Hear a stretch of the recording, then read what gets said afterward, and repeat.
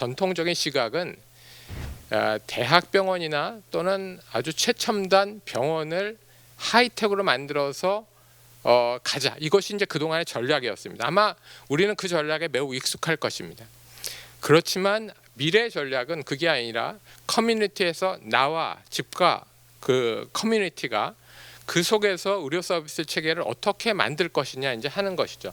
결국 그렇게 되면 거기에는 이제 건강 관리를 상당 수준의 스마트한 건강 관리 할 수 있는 센터, 그 다음에 지금처럼 의원이 아니라 네트워크 시스템 속에서 환자와 또 주민의 건강을 살피는 주치센터, 그리고 더 위에는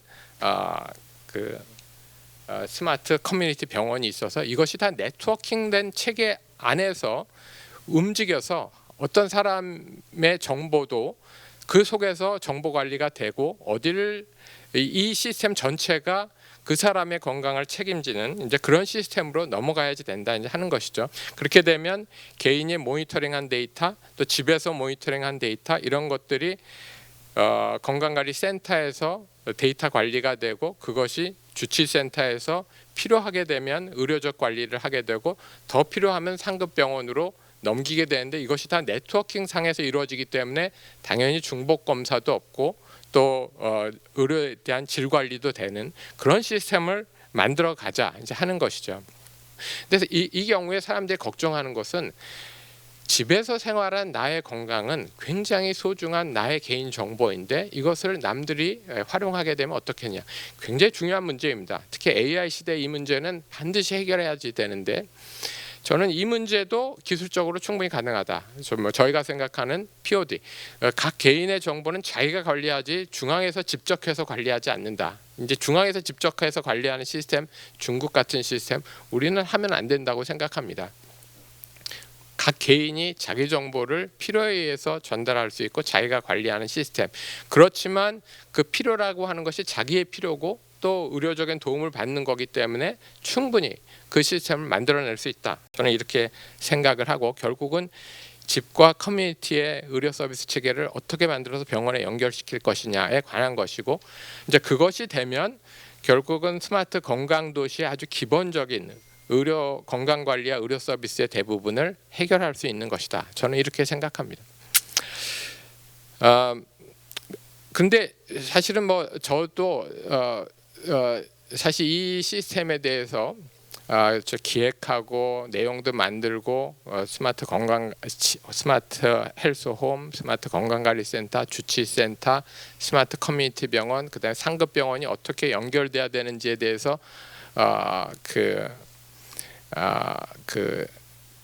많은 연구를 했습니다. 특히 이제 태제에서 많이 도와주셔서 연구를 했습니다만, 그러나 그 연구는 실증하지 않고서는 도움이 안 된다. 이렇게 생각합니다. 우리가 실현하지 않고서는 어떤 좋은 시스템을 진짜 그게 워킹할 것이라고 우리가 어떻게 얘기할 것이냐. 그래서 이제 금년에는 저희가 정말 한번 실증을 한번 해보자. 그래서 이제 토대를 지금 만들어서 제주도에서요. 또 제주도는 또 섬이고 또 작은 섬들이 옆에 붙어 있기 때문에 디지털 헬스도 가능하고, 또 이렇게 해서 지금 이런 시스템을 구체적으로 만들어갈 그런 생각입니다. 먼저 좀 개괄적일 수는 있으나 이제 디지털 헬스 전체적인 유형을 좀 보시면 히스토리컬리 이제 예방이나 진단, 치료에 이르는 모든 과정에 ICT나 AI 개념을 접목한 게 디지털 헬스라고들 많이 말씀을 하십니다. 원격 의료, 그 다음에 인공지능, 저희가 하고 있는 인공지능, 그리고 이제 그 강성지 대표님 하시는 DTX 같은 게 크게 세 가지 섹터가 있고, 이게 세 가지 섹터 모두 굉장히 시장 규모가 굉장히 큽니다. 그리고 인공지능만 보더라도 이제 의사 보조, 그 다음에 개인 맞춤형 의료, 그 다음에 신약을 좀 더 빨리 개발하고 분석하는 그런 AI, 환자를 모델링하는 데 도움을 주는 AI, 그리고 이제 의약품이나 디바이스의 그 카테고리에 들어가진 않지만 건강관리에 포함되는 굉장히 많은 디지털 헬스케어 제품들이 나오고 있고, 이에 따라서 굉장히 규제나 이런 것들도 많이 개선이 되고 있습니다. 해당하는 그 디지털 헬스케어의 시장을 보면 아무래도 이제 인구 고령화나 중증 질환들이 이제 좀 더 증가하고 있는 추세이고, 최근에 코비드 19 이후에 의료 인프라의 보안 문제가 크게 좀 대두가 되면서 각국 정부에 좀 어느 정도의 호의적인 좀 이니셔티브가 있는 것 같습니다. 저희가 경험을 해보면 이제 선진국은 선진국 나름대로, 개발도상국은 개발도상국 나름대로 그 의료 인프라와 부족의 그 문제에 대해서 여러 가지 다양한 이슈들을 겪고 계시는 것 같습니다. 그러니까 결국 이런 인프라의 부족 문제가 발생하게 되면 결국 피해를 보게 되는 것은 이제 취약계층, 도서벽지에 있는 소외계층, 이런 의료 사각지대에 계시는 분들이기 때문에 이런 의료 사각지대에 계시는 분들을 어떻게 하면 좀 보완할 수 있을까, 그리고 의료의 질을 개선할 수 있을까, 이런 것들에 좀 관심을 기울이고 계시는 것 같고요.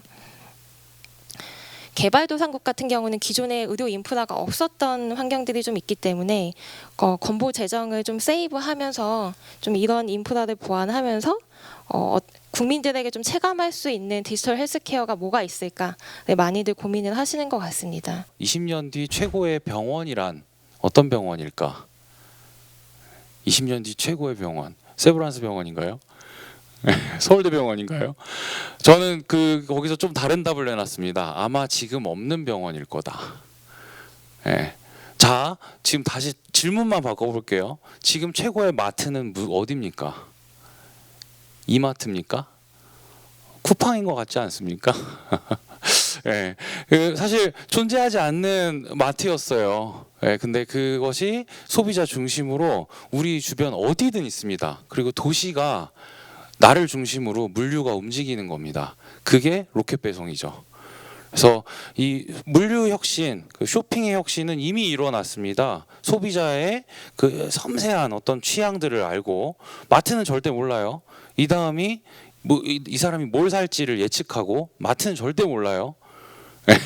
그 예측한 물건을 전달해주기 위해서 물류 시스템을 최적화해주는, 마트는 절대 그렇게 재고 관리 못합니다. 하지만 쿠팡은 하고 있습니다. 그런 차이를 의료에서 우리가 만들어 보자. 그게 어떤 식으로 표현될 수 있을까? 디지털 병원, 디지털 의료, 혹은 초정밀 의료, 뭐 이런 단어들이 좀 떠오르고요. 저희가 디지털 치료제, 디지털 치료기기라고 하는, 의사가 처방하는 앱을 만들자라고 하는 건 병원 안에서 병원 바깥으로 환자에게 전달되는 시스템을 한 꼭지 만들어 보고자 하는 시도입니다. 병원 바깥에서 이미 쓰고 있는 앱들 많아요. 디지털 시스템 많고요. 병원 안에서 쓰고 있는 시스템 많습니다. 문제는 그 두 개가 연결되지 않는다는 거. 그게 문제예요. 환자를 한 10,000명 정도 평생 그 명의가 보신다고 해요. 네, 10,000명의 환자를 20년 동안 봐서 명의가 되기에는, 그리고 그 선생님이 은퇴하시면 그 지식은 다 어떻게 되는 겁니까? 그분이 남긴 짧은 논문 몇 가지 지식들은 있지만, 그런 것들을 계속 학습할 수 있는 그 10,000명 이상을 학습한 인공지능이 의사와 함께 좀 도와서 진료를 할 수 있다면 더 좋은 일들이 일어날 것 같고요. 의료의 단상을 조금 말씀드리면, 모든 인더스트리 중에 가장 낙후돼 있다라고 저는 생각합니다. 예를 들면 지금 식당에 가면은 키오스크로 주문하고 로봇이 배송합니다. 지금 병원에서는 글쎄요, 뭐 문자 좀 받아볼까요?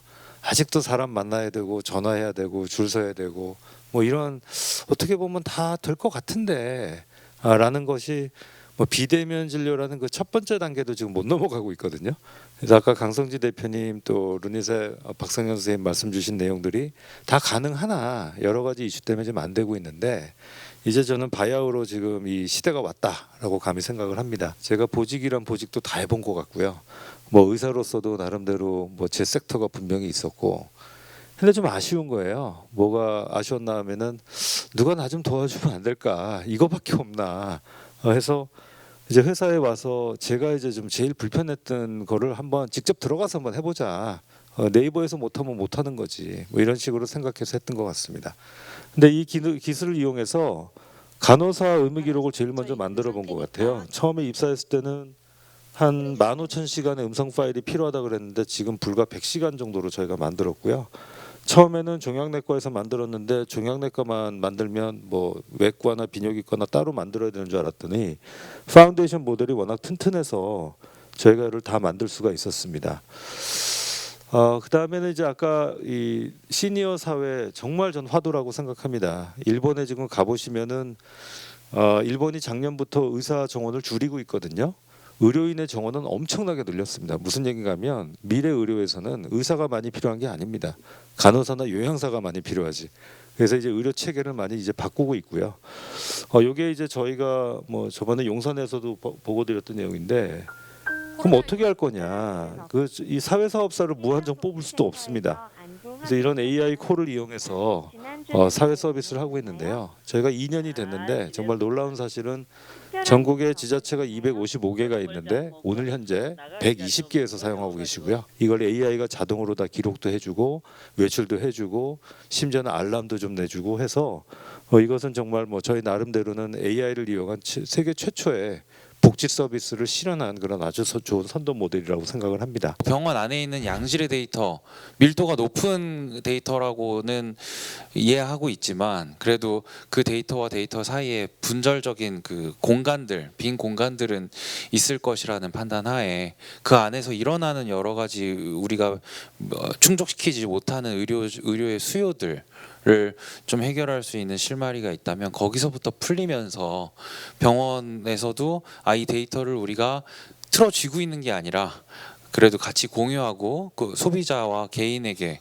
돌려줄 때 얻는 편익이 더 크구나라는 깨달음의 지점이 언젠가 있지 않을까라는 기대도 해보고 싶고요. 그렇지만 그 의료비가 하나의 산업이 돼서 모든 뭐 의료의 IT라든지 뭐 플랫폼이라든지 이게 다 한국 제품들이 다 나가서 갈 수 있다면 저는 그게 코스트가 아니라 투자라고 생각합니다. 이제 그런 식으로 조금 더 창의적인 개념에서 저는 좀 이상한 시각을 갖고 있다고 주변에서 얘기들도 많이 하시는데 그런 식으로 좀 누군가 싱크탱크에서 고민을 해야 되는 시점이 아닌가라고 생각합니다. 그러니까 저희들을 너무 의료계가 그냥 너넨 코스트야 복지야 이게 아니라 이게 왜 산업이 아닙니까? 아주 비근한 예가 프로야구 중계를 보시면 미국에 우리나라도 마찬가지예요. 야구장에 병원 광고 있습니다. 옛날에 홈런볼 과자 광고 있었어요. 그러니까 이제 그런 식으로 생각해 보면 섹터에 이제 그 판도라 상자처럼 이미 나온 이것은 없을 수가 없고 더 커질 수밖에 없는 현실을 인정하고 저출산처럼 그걸 어떻게 산업해서 우리가 먹거리로 만들어낼 수 있을까? 그게 더 좀 고민이고. 그리고 또 하나 이제 국내에서는 굉장히 방대한 그리고 표준화된 질 좋은 의료 데이터들이 굉장히 많이 있다고 생각합니다. 그래서 이러한 우수한 딥러닝 연구 인력과 그다음에 국내에 그 표준화되어 있고 어느 정도 그 의료기관 안에서 있는 데이터를 저희는 중심으로 했는데 그런 의료기관들과의 협력하에 공동 개발을 하고 또 연구들을 진행을 했을 때 그 수준은 사실 아직까지는 글로벌 프론티어 수준에 있다라고 생각을 하고 있습니다. 이제는 이제 생성형 AI 시대가 됐기 때문에 또 앞서 그 나근호 소장님께서 말씀 주신 것처럼 멀티모달 파운데이션 AI 모델 이런 것들을 이제 조금 더 선제적으로 빨리 만들고 그런 파운데이션 모델을 만들기 위한 데이터셋을 또 구축을 해야 되기 때문에 그런 해외 우수 협력기관들과의 협력이 굉장히 중요하다고 생각을 하고 있고 의학 분야가 워낙 또 보수적이고 신중한 분야고 환자를 대상으로 하다 보니까 그 대상자가 분명하다 보니까 굉장히 좀 신중하게 접근하는 부분이 있어서 아직은 그렇게 뭔가 리스크나 이런 것들을 저희가 체감하는 정도로 하고 있지는 않고요. 모든 인력이 같은 질문에 맞다 드릴 거라고 생각합니다. 의료뿐만이 아니라 인공지능의 그 발달 자체가 어떤 결과를 가져올지 우리가 지금 계속 고민을 해야 되는 일이 그런 일인 거고 동료 집단들의 합의를 통해서 우리가 시스템들을 만들어 나가는 또 다른 메커니즘이 있으니까 그걸 통해서 우리가 합리적인 방안을 도출해내지 그렇다고 뭐 그 AI에게 모든 주도권을 넘겨주거나 뭐 AI를 그렇다고 도입하지 말자거나 하는 극단적인 방향으로 가게 우리가 놔두지는 않을 것이다 라는 기대를 하고 있고요. 우리보다 똑똑한 애를 어떻게 가르칠까라는 질문이 조금 제 질문이에요 사실. AI를 다룬다는 측면에서 지금 우리보다 조금 멍청한 것 같거든요. 근데 우리보다 나보다 똑똑한 자식이 나왔어요. 얘를 어떻게 가르치지? 그거랑 그거보다 훨씬 더 큰 그 갭을 느끼는 게 인공지능일 거고 얘가 내 밑에 있을 때는 그 내 뜻대로 어느 정도 가지만 이제 부모 품을 떠날 때가 되면 자기 멋대로 자기 인생을 살아 나가잖아요. 그런 것처럼 인공지능이 우리의 품을 떠나는 그 시점에 제발 부모님께 효도하는 그런 자식 같은 인공지능이 되기를 바라는 그런 마음으로 지금 저는 양육을 해야 된다.